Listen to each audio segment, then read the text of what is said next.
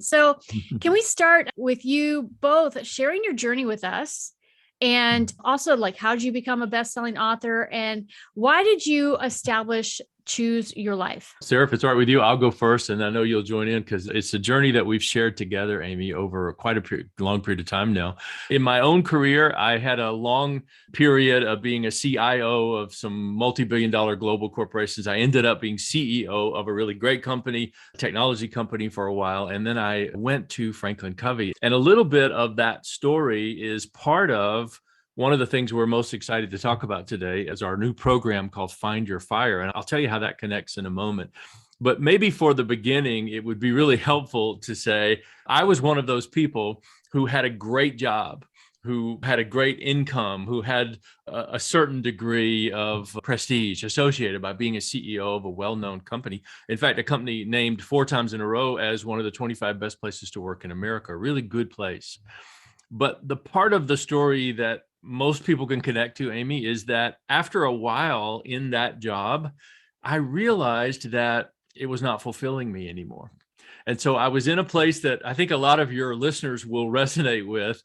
I no longer was really passionate about the job I had, but I didn't really know what I'd like to have instead. I didn't have clarity about where to go next. What a tough spot. You're not happy with where you are, but you don't exactly know where you want to go. It's a little bit like being stuck in between 2 phases of your life. And I had to find my way out of that. I had to really figure out, what did I want? Where was I happy? What was I fulfilled when I was doing? If I was going to start again, a new chapter, I might as well try to make it the best chapter of my life. And so the things that I did, which I hope we'll get a chance to talk a little bit about today, those actual steps, they actually became the genesis for my partnership with my partner and daughter, Sarah Tendler, who will tell you a little bit about her journey in a moment. And she and I together realized that we'd been through the same thing. And we had both found our way out of that dilemma. And together, we actually had some really tangible steps that would help other people to do the same thing, to find work that they loved and to feel like the things they did most of the day had a sense of purpose to them, that they were making a difference and were happy with what they were doing. So we'll put our journeys together, but I did use that same process to go to work with one of the finest company I've ever known in my life, honestly, Franklin Covey. And I was there 14 years as the global managing consultant. But while there, I had a chance to write 2 best-selling books, #1 worldwide best-selling books, 2 versions, the first and second edition of the 4 Disciplines of Execution, which is basically a methodology for achieving extraordinary results even in challenging times. It's been implemented by 300,000 organizations around the world, and the book itself's been translated into 16 languages. So that was a wonderful chapter of my life. And I'll finish just by saying, what a great journey, how things do seem to come together at different points of your life. My whole leadership chapter, combined with spending 14 years teaching leaders all over the world about execution, but also then applying everything I had learned to this dilemma of, how do I find the job I was really meant to have? How do I find the purpose and the work that I was really meant to do? Sarah and I together, we think, have brought all of that together into 10 simple steps we'll chat with you about a little bit later. But Sarah, let me make some room for your story as well there. Yeah, absolutely. So as you have found out, Jim is my father, and we for a long time had dreamed of possibly working together. Didn't really know how that would come to fruition or what the potential timeline might look like. But then we found ourselves in 2020 at the height of the pandemic, when everything was a little bit upside down. And as many people were, we were also reevaluating the next chapter of our lives and what we wanted that to look like. So we really decided to take that opportunity and use all of these exercises that not only we had done ourselves, but that we had put into implementation with so many coaching clients over the years, and really seen what kind of impact these exercises could have for them. So we turned to each other and said, maybe we should make this a thing. And out of that, Fire was born, really at a wonderful time. We hear so much about the Great Resignation now. So many people reflecting back on their last professional chapter and saying, is this what I really want? Is this what I want the next X amount of years to look like? Am I being intentional with what I feel is my purpose? And does my work have meaning every day? So people that are feeling a little bit lost or feeling, okay, I know that this is not the role for me. I have no idea what I want to do next or how to get there. We've taken all of the knowledge and experience that we've had and tried to package it in a small bite, very manageable 10-step process, but that is a very impactful process as well. So in walking through your journey so far, what are you grateful for? Sarah, I'll go first if you don't mind, because I can say three things without any question. Number one, I'm really grateful for my family and the people I love in my life. I've been married 40 years to the love of my life and have two great kids, Sarah, who's on the screen, and my son, Scott, and three grandkids. So that they would be number one on my list. And number two, of course, always for good health and living in an abundant time. But the last thing is on my list, and number three, Sarah, I'll be interested to hear your three as well, is to have found the work I was meant to do. Amy, I know you agree with this because you're a person who is on purpose. You found what you love to do and you found what you're great at doing, honestly. A lot of people aren't in that place. And so they trade their hours for some dollars. And while that's honorable, it's an honorable thing to make money and support yourself and the people that you're taking care of. No question about that.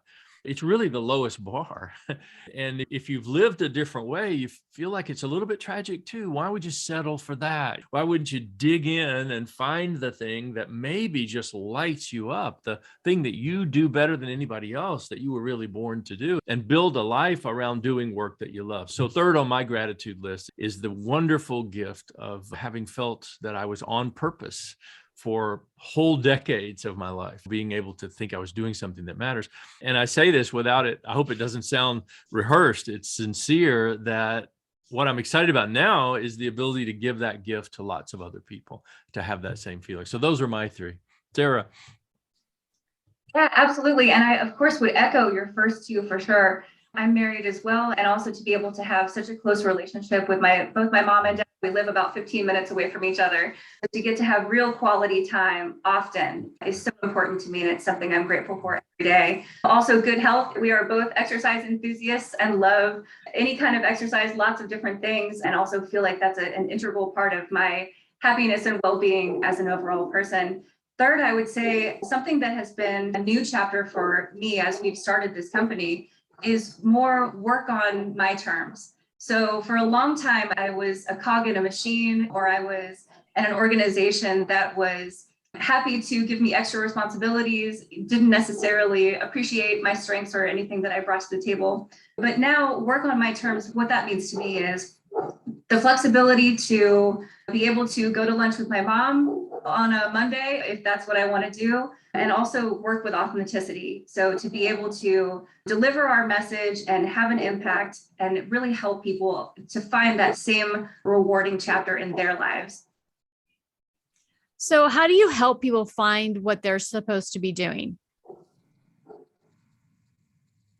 Yeah, something that we talk about a lot with this program is that it's an inside out program.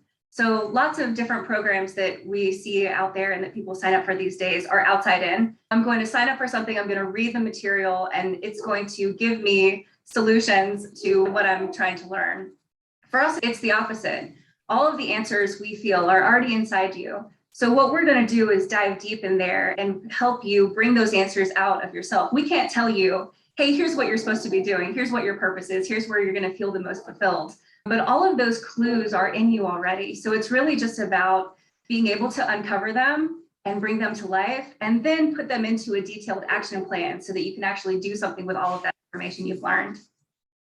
Amy, if you don't mind, I'll add on to that. I really love that answer because it seems to me that almost everybody approaches this subject from exactly the wrong direction. We want to give you 27 steps for how you do something, how you can figure out what you want, or take a course on finding your best career path, or even use your astrology or your birth sign to be able to know what it is, right?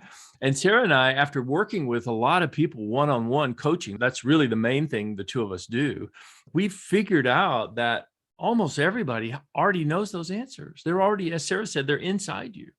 So the interesting thing, we had a client this morning call us the bushwhackers on the trail to purpose. which we've never heard anything like that before, but I think that's really pretty good. In other words, our client this morning was saying, what you've done is you've blazed a trail for me. You've helped me blaze my own trail to find what I'm really supposed to be doing and where I'm going to be the happiest and the most successful. And honestly, we boil it all down. I think that's what we're so excited about, partnering in this chapter of our lives. I like that, especially because there's so much creativity around really what you can create for yourself to do. I love the strength finders, the BP10 and your personality test. And those are kind of data that I was able to grab in finding my purpose, but I created my own thing and it wasn't on the list, like being a marketer. Yeah. And they said, stay away from sales for my personality. And being a marketer was not on the list either. But I figured out that I could do all the things that I loved and that I was good at by creating my own agency. And I wouldn't have had that insight if I had thought, oh, I have to follow just what the data says. So like you said, it's inside of you. You just have to ask yourself the right questions. A follow-up note on that, I think one of the silver linings of all of the pandemic craziness is that people did start to think outside of the box a little bit. I think, especially with our generation, it's not necessarily you graduate college, you get a job, you climb the corporate ladder, and then you retire kind of path for everybody anymore. So that allows us the space to be more creative and to say, okay, I want to incorporate this part of myself, or I want to tap into this strength that I have in a different way that's not necessarily an inside the box, one role inside a large corporation kind of plan anymore. So there's a true path for everybody. It's just about finding it. Yeah. And Jim, did you want to add to that? Amy, as you always do, you're so skillful as a host. You've touched on the very thing that lights us up the most. So I'm worried that Sarah and I could probably talk all day about this subject. We want to get to lots of things with your guidance today, but I'll put a wrapper around that by saying, you clearly are great at this thing you're doing. You clearly are. You've created a place for yourself. You've created a brand. You're known everywhere. And so wouldn't it have been a tragedy if you took some test that said, this is not the thing you should be doing? Wouldn't it have been awful? And the reason you might have gone down the wrong path if you trusted that test would be that you weren't trusting your inside, your heart, your soul that might have been speaking to you. Sarah and I were joking this morning with the same client we're talking about, and we said, it's like you have that voice inside you, but it talks like this. It says, here's what you should be doing. And if the world is too loud, or you're too busy, or you're just not listening, you miss it. You go left when you should have gone. And think of what would have been lost had you not created the platform to inform and educate and inspire people the way you're doing it now. Wouldn't it be awful if you were sitting in an office designing a marketing program for some product that you might or might not believe in, as opposed to doing exactly what you love? Well, that's what lights us up. We have now enough clients that have followed this process that we're still humble, but we're really confident that you go through these 10 steps. They're manageable steps. And you come out at the end saying, you know what? I know exactly what I should be doing. And now I'm going to go find it. I'm going to go get that job or create that business or make a space for myself to have the career and the life that I want. I love that. So what are your 10 micro steps to end up where you are fulfilled? One way that we like to think about this, we find that if we try to explain every one of the 10 steps, people get a little overwhelmed or tune out maybe somewhere along the way. But we found a great way to explain this process is in 3 phases. So in phase 1, we're going to get really clear about where you are today. We feel that in order to move forward, you have to know where your starting point is. So we want to get total clarity on where you are right now. Phase 2, we're going to take a really deep dive into your talents, your values, what you stand for, the type of work environment that you would thrive in, all the pieces of the puzzle that would create the most ideal next professional chapter for you. And then phase 3 is when we put it into action. So we love all of the information that you get out of phase 1 and phase 2, but what are we going to do with that information now? So now it's time to put it into play and really come up with a detailed action plan that everybody can follow that's going to help them not feel quite as anxious about taking that next step. We know sometimes it can be a little bit scary to step out in that kind of way. But by this point in the process, you've got all the information, you're making the right choice, and we're going to give you that little bit of a nudge to go ahead and jump on in the water. What are the 5 questions to nail the answer and the ask? I love this. You're a good student, Amy, because you've been through our material in order to be able to ask that question. I'm so glad you did.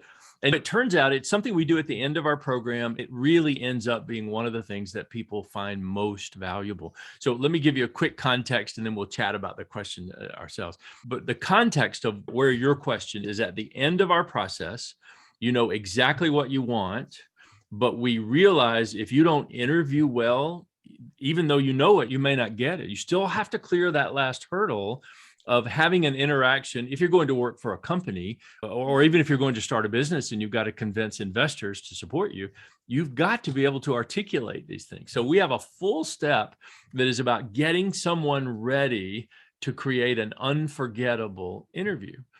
What most people do when they approach an interview is their whole mission is to get an offer. Now, if you think about it from the other side, if a person in a company is interviewing you, their whole mission is to figure out whether you're the right person or not. But on the candidate side, all we usually settle for is, how do I get an offer?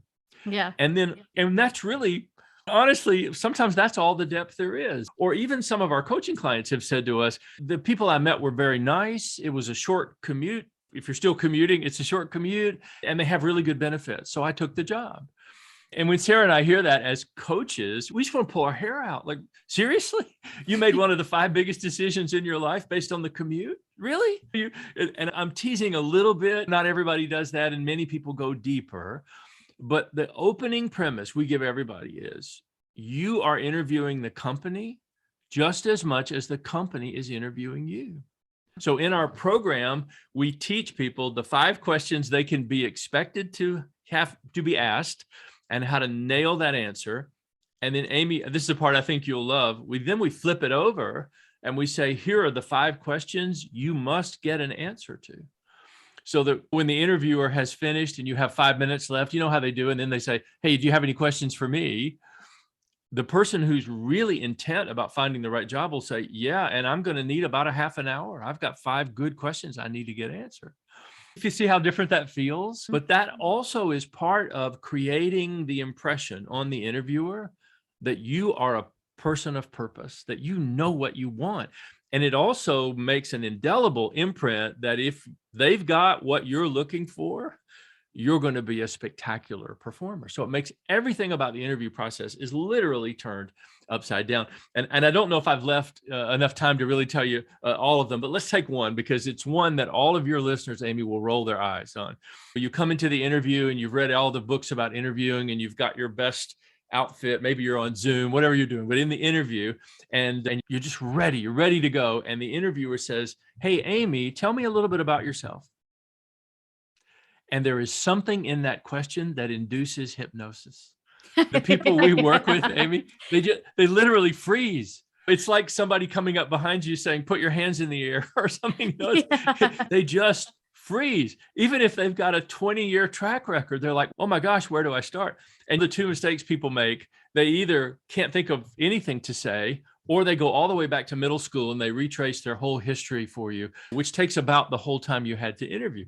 So we teach people how to tell the story of their life in the form of what we like to call an arc. We teach everybody about the skill of answering questions in a sense where you have a beginning, a middle, and an end, and where the encapsulation of your 10 years or 15 years of experience makes an indelible impression on the person who's interviewing you. So that's just one of the 5 questions we get you ready to answer in our program. Yeah, and just to tag on to that a little bit too, part of the beauty of all of the work that you've done in this program up to that point, that then you have all of this information about what's really important to you that you can bring to the table, not only to answer those questions, but also to ask those questions of that company, asking about what the real values are in their mission statement and how do those values play out on a day-to-day basis. Because as we say, if those are not in alignment with your true values, you're going to be asking those same questions 90 days from now, but you've gotten the job and you've just gone to all of this effort and taken all of this energy to interview and to start at a new place. So be able to ask those right up front and to have a real clear understanding of exactly what's important to you, and to be able to then objectively see what's important to the company and make a decision on how well those 2 things are aligned is incredibly valuable to anybody that's interviewing. That's great. So what are the best performer traits? I love this one. So I'll take the first shot at this. And Sarah has real expertise on this, and she's credentialed by Cornell and some other places to understand the psychology. She has degrees in psychology, most of which I think was an attempt to understand her dad really in some way, Amy. But I want her to really give the kind of insight that she has. But I'll start just a little bit that, first of all, there is no one set of character traits. And lots of people love to tell you that there are. Lots of people love to say, listen, you got to check these 5 boxes if you want to be successful. There's an old expression that says, if you expect a fish to climb a tree, it's going to fail most of the time. But put the fish in water and watch what it does. And even though that's an old metaphor, Amy, it's still a good way of talking about people matching the job they want to the talents they have. And so one of the things we teach everybody is, first of all, what are your talents? What are your strengths? We use some of the programs that you mentioned as you were opening today. And then when you look at a potential role, what are the requirements of that role and how do they match? And if you have 5 strengths and 5 requirements, but you only match on 2 of them, I want to tell you, no matter how great the compensation is, or jokingly how short the commute is, you're going to fight uphill all the time because the job asks for things that you aren't naturally gifted at. So how much better to know right up front, the 4 biggest talents I have, 3 of them are the core requirements for this job. So I'm not recovering from a deficit. I'm actually starting from an advantage that I can then maximize or leverage as I go through my career. And you talked about the StrengthsFinder assessment. We're big fans of the StrengthsFinder as well.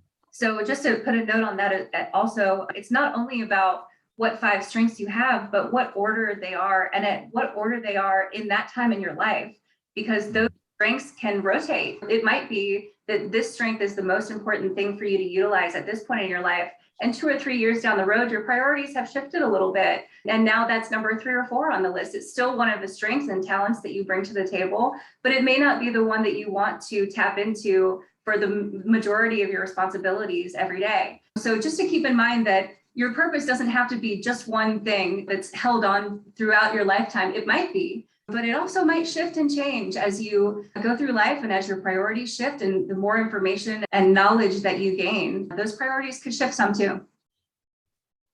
Your book, The 4 Disciplines of Execution, it's a bestseller. Can you share a little bit about that book and why you think it's so valuable?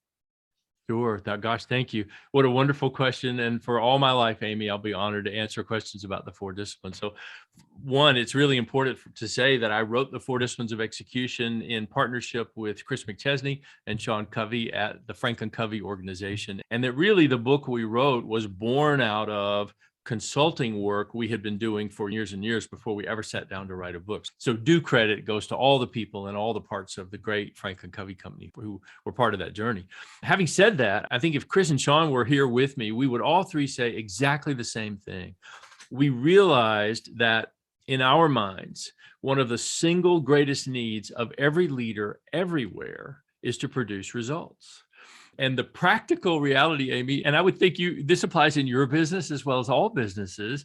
If you can't produce the results, you probably don't get to be the leader for very long. And I don't know whether to laugh or cry when I say that sometimes, but that's the harsh reality that we live in. And for the 3 of us, pondering what could we write about that would be of the greatest help to the greatest number of people, how to produce results in a world that is filled with competing priorities was one of the best gifts we thought we could give everybody.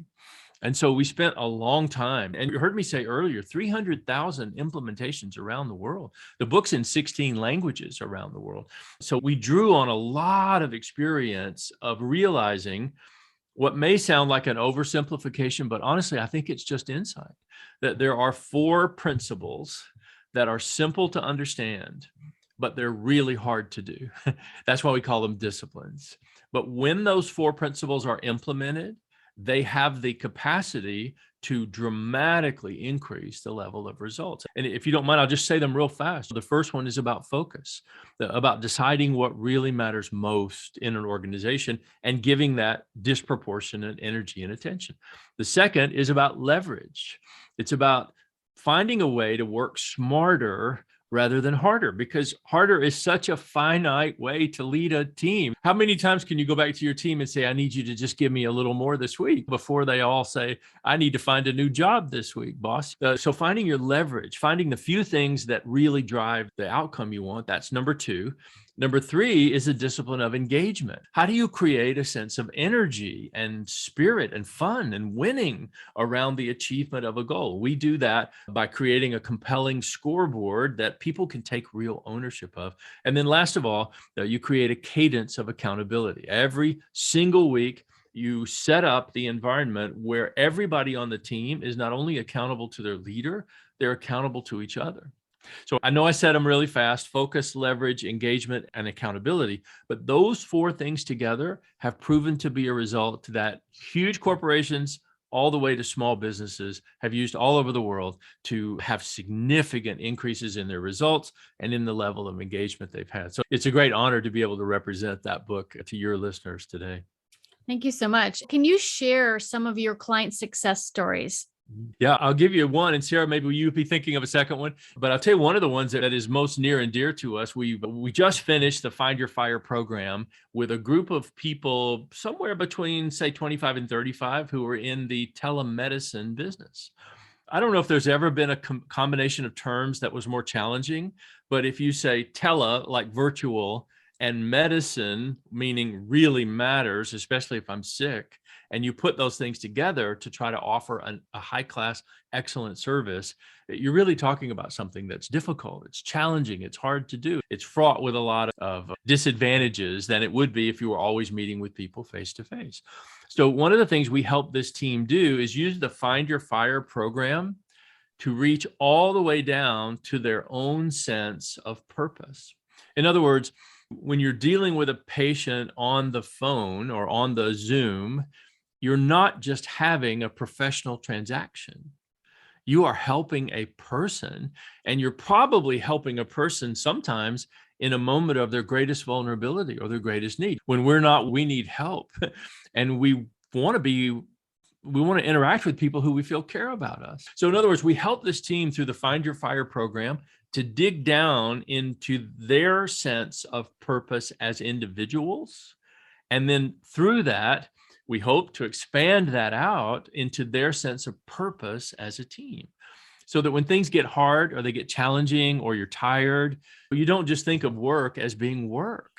When is this work over so I can go home and relax? You think of it as, I'm doing something here that really matters, and I want to do it well. I want to do it to the very best of my ability, and I want to help this person in a time when maybe they need the kind of help I can provide in the best way. So you might think it comes with the job. You don't go into telemedicine saying they're just transactions. It's like selling shoes. I'm sure you don't do that. But I guarantee you there are times when you forget that you're dealing with a person, not just a problem. And so the digging into their purpose using the Find Your Fire program was really a critical element in helping them get reignited about the importance of what they were doing every day. I love that so much. Just to tell you that too, we've got a free quiz that we offer for people to see where they are on their job satisfaction scale. We've got a certain group of people that know it's time for a change and urgently need to make that change. And we've got a certain percentage of people who really are in a good spot for now. And then there's this large percentage that's in the middle. So those are my favorite clients to work with, the people who are getting through each day, getting through each week. My job is okay. It's not great. My boss is okay. The pay is okay. Everything's copacetic, but it doesn't light my soul on fire. For a lot of people, I'm on the older end of the millennial spectrum. And for a lot of us, I feel like we got out of college. It was 2008, 2009, it was incredibly hard to find a job as a new graduate. So we found anything we could at that time. And then in almost a blink of an eye, 10 years goes by when you start to feel like, wow, was I really intentional with this choice? Or is this just how things have ended up? And am I going to spend the next 10 years doing that same thing? Or am I going to try and find something that really brings me to life, that I'm excited to get up and do every day, that I really feel like brings out my talents and really appreciates all of the things that I bring to the table. So it's people like that where they're just okay and not really convinced that does anybody really love their job? Is anyone really happy at work? The answer is yes. And the answer is yes for each one of those people. It's just about really digging in and finding out what that is and then helping them get there. It's not just about the information, but about the really customized tactical plan. And to see those people achieve those things, and the people that come back 6 months later or a year later and say, I had no idea that life could be like this. I had no idea that work could be like this. I've never felt this way before. I have new energy. I'm more engaged,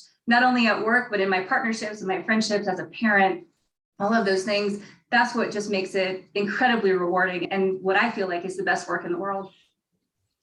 So I like to ask my guests 2 deep questions. I feel like it kind of highlights your why. And the first one is, what is your truth that has gotten you this far in your journey? Do you want to go first or you want me to? Yeah, go ahead, go first.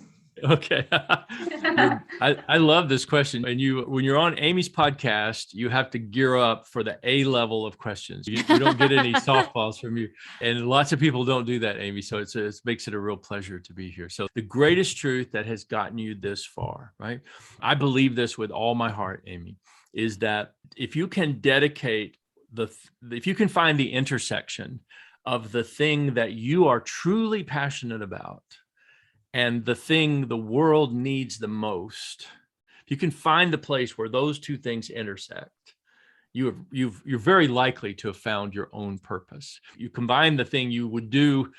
If money were no object, you would do it anyway. You would do it because you love it. You lose all sense of time when you're doing it. You're at home watching Netflix, but you have a notebook where you're writing down ideas for things you want to do tomorrow, and you want to find a better way to provide a greater service. If you've got that kind of drive and it's toward something that people really need, that really helps, that makes a contribution. It may make you money as well.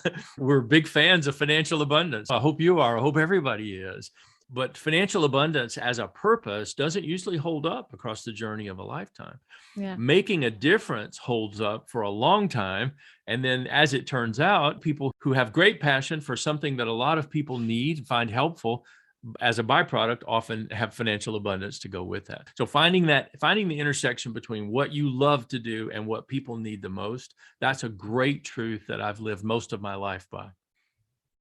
Yeah, and it's funny, my message I think is going to be very similar, but delivered in a slightly different way. And mine really comes back to reciprocity. So there's a great Maya Angelou quote that says, don't go through life with a catcher's mitt on both hands, be ready to give something back. And I think that's such an important truth, and it's such an important thing to continue to focus on. So whether that's being the leader that you wish you had when you were younger, or being the team member that you wish you had, and remembering to continue to give back and continue to lift other people up and be a mentor and help other folks along the way. If you were able to give yourself one piece of advice when you first started out on your journey, what would it be? Yeah, I'll start with this one if you like. I love this question, and I feel like there are lots of different answers for this, but one I would like to highlight is to stay curious. So I think it's really easy to take a certain phase of your life or a certain amount of years, especially when you're young, and to think that, to extrapolate this out for the foreseeable future, to think that because things are this way today, they're going to continue to be this way indefinitely. And what a laughable thing, right? As you get older and realize that it's just not how life works. I would encourage my younger self to stay curious and to not think of things, whatever they are, whether it's incredibly good or incredibly challenging, as permanent, and to continue to ask the questions and continue to push forward and continue to find whatever that next chapter is for you by learning and gaining all of that knowledge. Each chapter, each year, gives you more information that builds on the next chapter for the next year. And mine is similar, but different. And probably where Sarah and I are in life, this is representative of that. But for me, it would be to say to my younger self to remember that there are signs everywhere and you trust yourself to follow them. In my own life, Amy, and I bet you've got a story that's even more compelling than ours, I've made a bunch of pivots. And they were pivots that didn't look logical to all my friends. Almost everybody expects your career path to be linear and incremental. Whatever you started as, you're welcome to advance that, go and stay with it. But they get disturbed if you pivot. And then my journey included a whole bunch of pivots. But every one of those pivots was supported by one way or another, I hope it's all right for me to say, the universe giving me a signal, a conversation, or a book I read, or a mentor who gave me some advice, or an experience that I had of a great boss, or maybe a not a great boss. They were all signs. And sometimes I followed the signs. I was courageous. I went with them. Other times I didn't. I'd be afraid and I'd hold back. But I can tell you this, every time I held back, I wish I hadn't. And every time I didn't hold back, I'm glad I did. I'm glad I followed those signs. I'm glad I had faith in myself that it would work out if I felt this was the right thing to do. And it's especially the case for me going from being a CEO of a technology company to being an author and a speaker, a consultant.